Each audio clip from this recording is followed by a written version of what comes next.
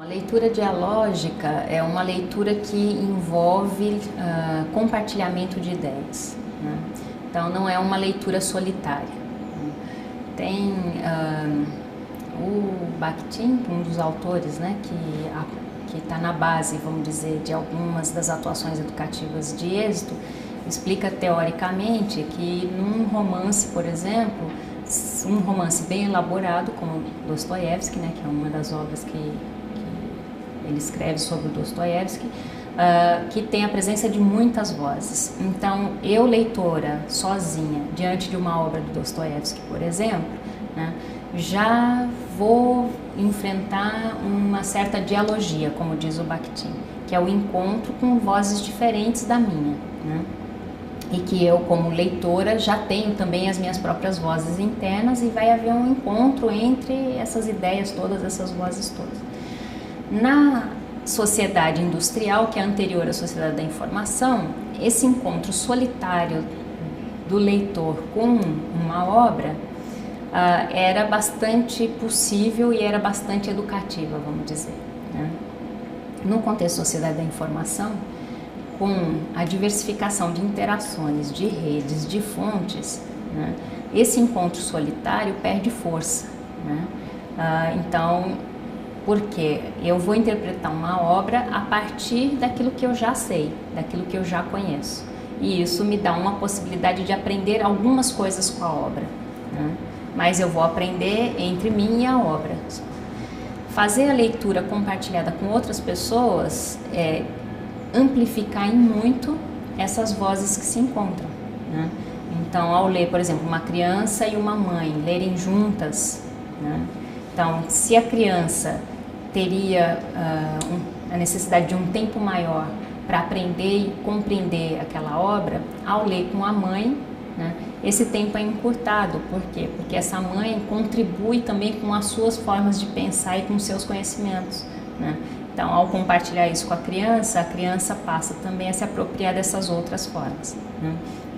E se a gente faz isso entre um adulto e duas crianças, então já fica 3 vezes mais profunda a leitura, a compreensão e possibilidade de leitura de mundo. Não é só de leitura da palavra, como diz o Paulo Freire, né? Porque toda leitura da palavra é antecedida, como diz o Paulo Freire, por uma leitura de mundo, né? Só que se eu leio entre 3, essa leitura da palavra não é antecedida por uma leitura de mundo, ela é antecedida por 3 leituras de mundo. E ao compartilhar, cada pessoa sai com 3 leituras diferentes, 3 possibilidades diferentes de leitura da obra. E conforme a gente vai complexificando isso e aumentando o número de interações, mais complexa fica a compreensão para cada pessoa. Então, aquilo que seria mais difícil de ser feito por uma única pessoa fica muito facilitado entre as pessoas, né?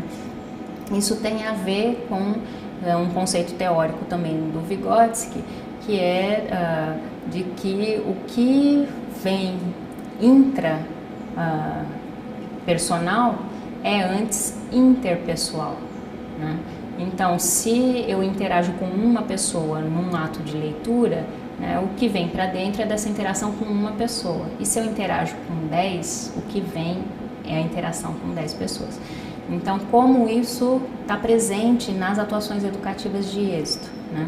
Então, na tertúlia literária dialógica, bom, isso é muito nítido, é muito visível, porque ao mediar e conduzir uma tertúlia literária dialógica, na leitura compartilhada entre 20 crianças da mesma turma, né, o que cada criança, o que o mediador e mais os voluntários que estiverem ali ganham, são pelo menos 21, 22, 23, 25 leituras de mundo e leituras da palavra, porque cada um de nós lê a palavra a partir da própria leitura de mundo. Então, nós podemos interpretar de formas muito diferentes, né?